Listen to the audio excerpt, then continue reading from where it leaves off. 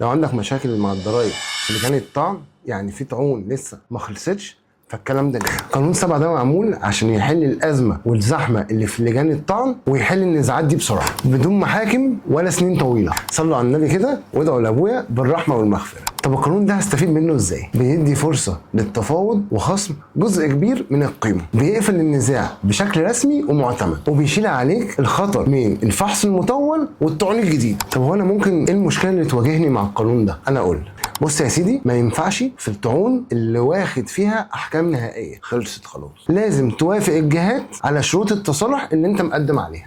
واكبر مشكله الاوراق اللي انت مقدمها ممكن تحسب عليك ضريبه اكبر لو انت معكش حد محترف.